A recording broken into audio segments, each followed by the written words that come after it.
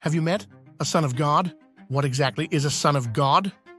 I thought that was what Jesus called himself, you say? Neil deGrasse Tyson is a known astrophysicist, author, and science communicator.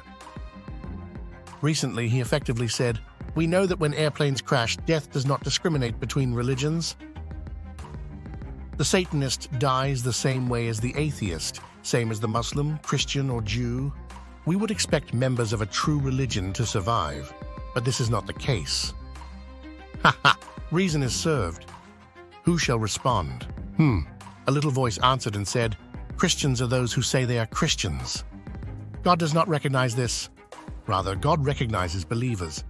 And this is how you know a believer. Believers love God with all their heart and also their neighbors. Matthew 22, verses 37 to 40. Believers heal the sick and cannot be hurt by deadly things. Mark 16, verses 17 and 18. Anyone who diligently searches for believers who walked out of death unharmed will not only find them, but also Christ. God calls believers his sons and says that all creation is in pain, groaning for the appearance of his sons. Romans 8 from 19 to 22. Neil deGrasse Tyson has groaned, concluded the little voice. Who will respond? I replied. Sons of God respond to an earnest thirst for God, said the little voice.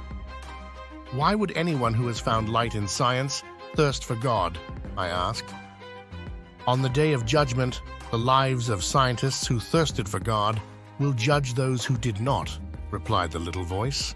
Why won't God just save them? I asked.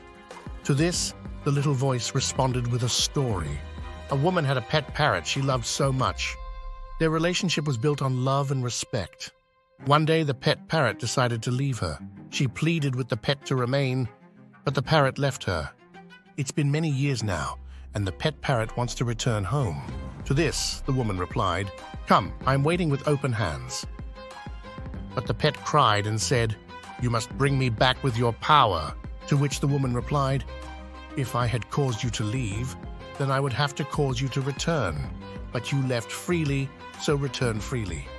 Through Adam, humankind chose to leave God. Through Christ, God chose to welcome back humankind. Since God did not force Adam to leave, he will also not force a humankind to return. It is a legal thing, said the little one. Scientists understand laws and how they are not broken. Surely they will understand this, I said. Will they? Replied the little one. Be wise. Your reasons for not believing God will not be acceptable evidence in a legal sense. Remember, God sees everything, and he has told us that he gives everyone the required opportunity to accept him.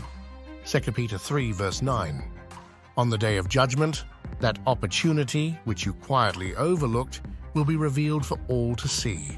Here is my advice to you, scientist. Search for the right person. Ask them sincere questions. Make that decision now, the single most important decision of your life. Shalom.